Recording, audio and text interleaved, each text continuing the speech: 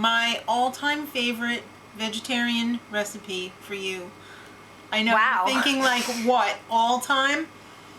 More than any other thing that I've made, people ask for this all the time.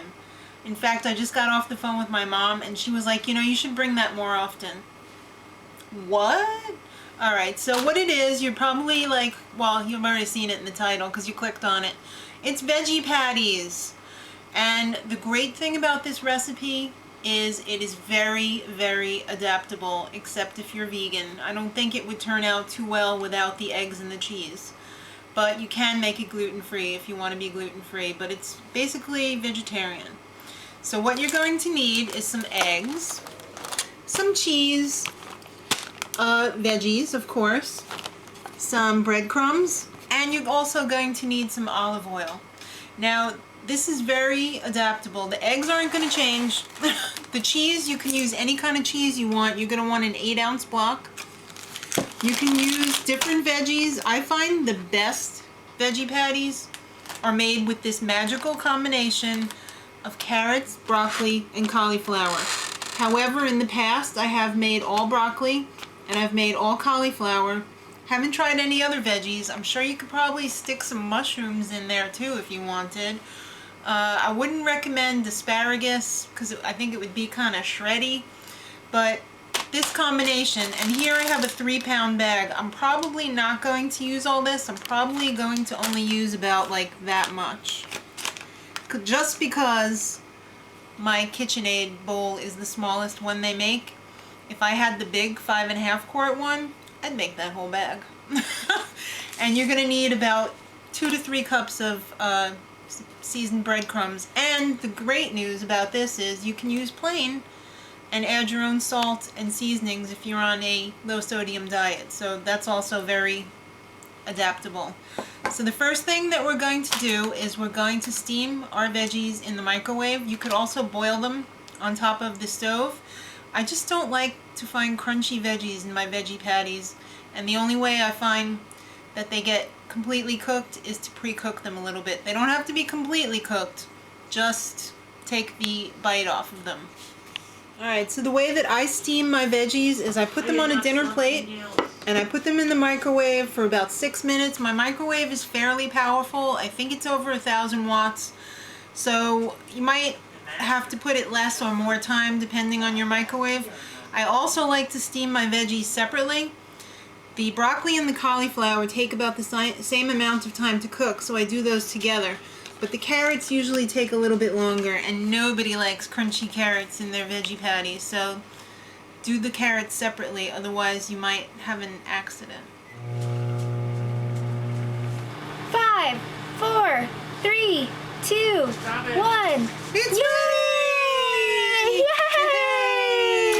ready! Alright, first batch of veggies are out of the micro and they're ready to be chopped up. If you don't have a food processor or a, big blender like this, you can totally chop them by hand. It just takes forever. That's why I use the big blender. So you're going to want these pretty fine. You could leave some chunks in there. It's kind of nice to find a chunk here or there so you know what's actually in there. Like when somebody's eating it, it's kind of okay. So I'm going to chop all these up.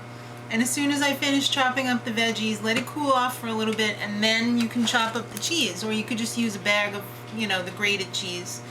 But I find that if you don't let this cool off, the cheese gets a little melty. It's kind of hard to get out. So you're going to put everything in your mixing bowl when you're done.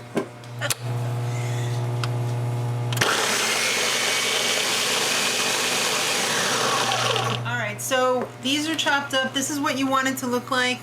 Pretty fine, but not like a puree. Little tip, I found this out the hard way. Put your breadcrumbs in first if you're using a mixer like this, because if you don't, it's gonna go all over the place. You put the driest ingredients in first, then I would put the veggies in, then I would put the cheese, and on top of that I would put the 3 eggs, because it's gonna like hold it down a little bit. You might even want to mix it like this so that no, actually I do it like this sometimes because I don't have that flour shield, but if you have the flour shield, definitely use it. All right, here we go. Moment of truth. That looks really full. It is really full, and look, he's gonna like cut through it. All right.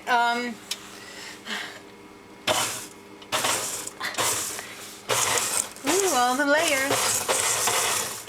You gotta like slow clap it. I really do need a bigger mixer with 5 people.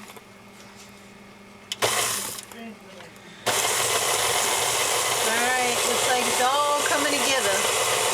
So you're gonna want to mix that until it's like Play-Doh-y, but like loosey-goosey Play-Doh-y. Loosey-goosey? Yeah, that's me! I don't know what she's digging for right now. I don't know, probably gold. Hi! Isn't that beautiful? Veggie Patties! It's all mixed up. This is what it should look like. Not completely like, you know, just it'll come together. We're gonna be using a scoop. So the secret that makes everybody crazy for these is how it's cooked.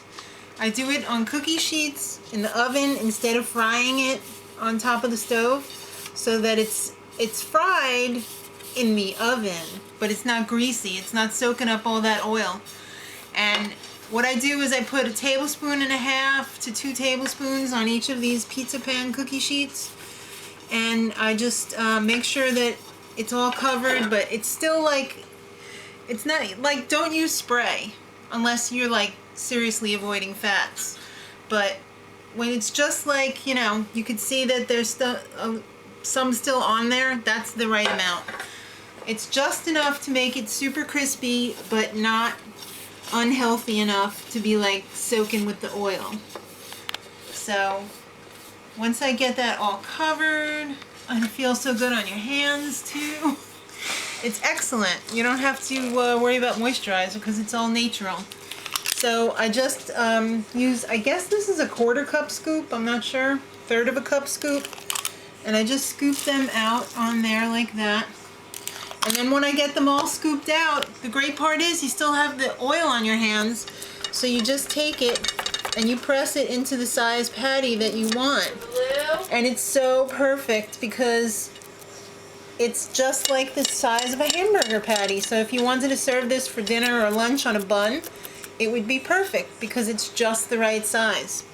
So once I get all of those put together on the pan, I'm going to cook it in my toaster oven. You could do it in a regular oven, but I find that it works best in the toaster oven because I do it on the toast setting, and I do 2 racks at a time.